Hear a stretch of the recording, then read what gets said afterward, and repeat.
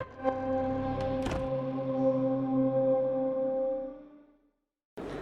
name is Tomislav Uzelac, and I'm the lead developer for Unity of Command 2 by 2x2 Games. So Thomas, talk about what you're showing here new with Unity of Command 2. Well, we're showing a nearly complete build of the new game. It's an improvement on the Unity of Command game, which is a 2011 game. It's a classic war game, hex-based, turn-based. In this iteration, we're introducing a bunch of new features, fog of war, a much more dynamic campaign, headquarters. It's a much deeper game than the original used to be, but we try to retain the same level of accessibility, the same level of ease of play and fun that you had. Your game took off quite nicely overseas. Talk a little about what was that like for you to see that, have such a warm reception? It was incredible.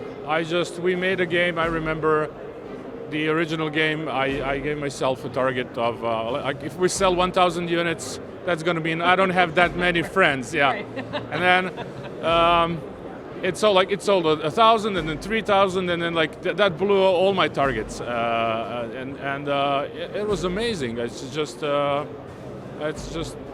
buzz is so great that you get from that, and it sort of drove us on to make this new iteration, which is now in proper 3D graphics. We've upgraded across the board. Now that we're sure that there's an audience for it, basically we know that people want to play that.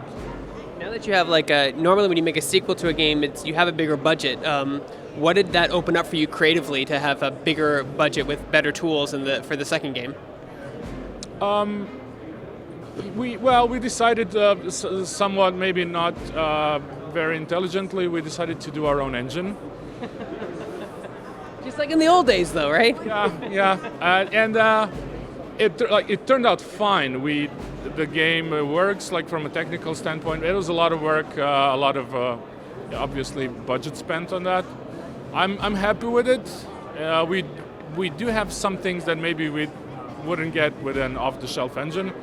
All in all, probably not the wisest economic decision, but the game overall is improved. Can you talk about what are some of the challenges in making a turn-based game in 2019? The turn-based games are having a revival. I don't think it's a challenge in the sense that, I need to sell you a turn-based game. Actually, the tables have turned. It's like people who make RTSs that are it's a classic RTS, and then they have to talk about it, explain it. Turn-based has a big revival. I don't have to explain myself at all. Maybe when we started 2011, the original game, that was a different situation. There we were like, who plays turn-based games? It's the other way around, basically, huh? Because you're using your own engine, you have more control over your game. Talk about what that opens up for you as a developer. It does.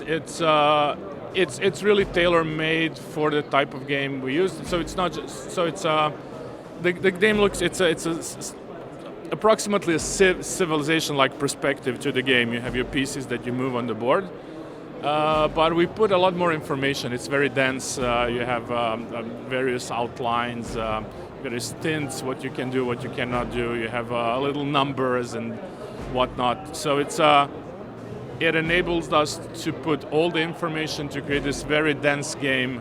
Again, I'm not sure. I'm sure it could be done with that. Honestly, I'm sure it could be done.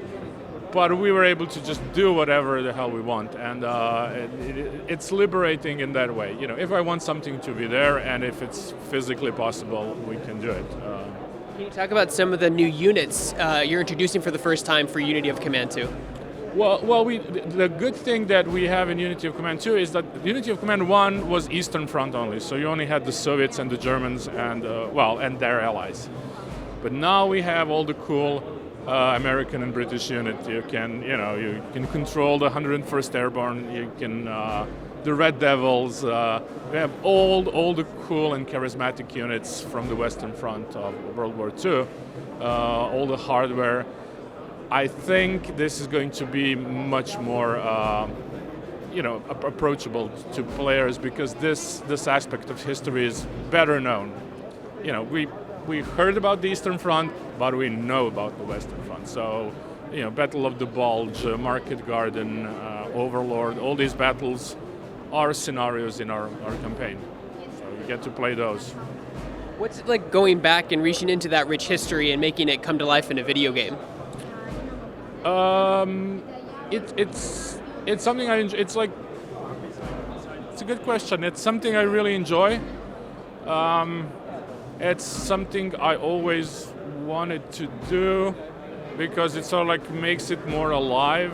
You can you read the book and they say, okay, they're fighting there. They went from here to there.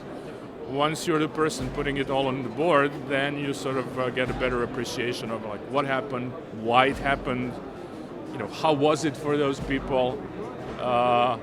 It's a very good vehicle for all of that to come alive for you. Would you say people can learn history through your game? They can learn history, but I think more importantly, they can be they will be enticed to learn history. It's not Wikipedia. It's a video game. You play it, but you play it and then you play this battle. That's called Operation Cobra. And you're like, you never heard of that. You heard of Overlord, you heard of Battle of the Bulge, you didn't heard of Operation Cobra. And then you're like, okay, let's see what happened. And then you read, and there's a fair amount of history. And they say, oh, this is how it plays out, and this is why this happened. So based on the feedback that we got from people, that's the way it works. They'll be playing the game, and then it gets them interested in something that they've played. Oh, what is that?